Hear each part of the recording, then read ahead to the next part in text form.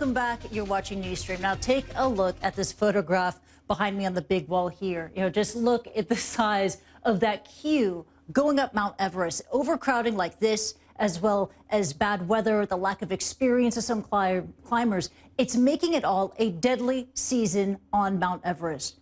At least 9 climbers have died this year trying to conquer the world's highest mountain. When the victims, a British mountaineer, even warned of overcrowding at the summit in his last post to social media. At 8,000 meters, each breath contains only 1/3 of the oxygen found at sea level. High altitude experts say that the deaths are entirely preventable. But tourism authorities in Nepal deny that the deaths were related to the heavy traffic of explorers. So let's find out what's going on. We have Arwa Damon. She joins us now live from the capital of Nepal in Kathmandu. And Arwa, thank you for joining us and thank you for being there. The death toll is alarmingly rising on Mount Everest this year, and you are learning more about the causes and the casualties.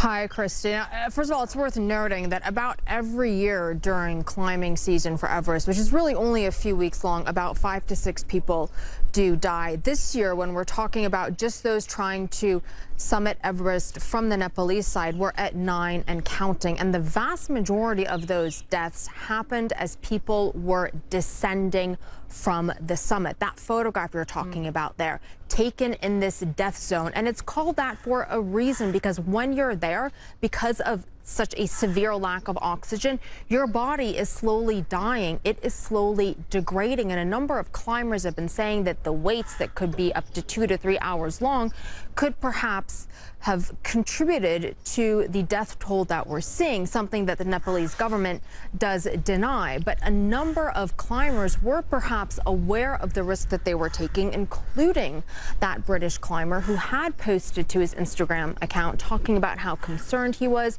about the wait times, trying to see that if he held back for a few more days, maybe there would be fewer people on the mountain. And then you have these other factors that also possibly contribute to all of these fatalities. It's not just about the backlog that took place, perhaps. It's also about the level of experience of a number of climbers that we're hearing about. They quite simply don't have the expertise. This is a very, very tricky, dangerous summit. It is both physically and mentally extraordinarily challenging, and it's a balance between taking a calculated risk and knowing how to listen to your body. But one of the expert mountaineers that we've been talking to was saying that something has to change. There needs to be more regulations put into place. Otherwise, he's concerned that every year we could potentially be seeing even more fatalities. All right, something has got to change. At least a discussion is kicking off if that solution is going to be less permits, if it's going to be more regulation. We thank you for being there, for reporting on this story. We'll talk again soon. Arwa Damon live in Kathmandu.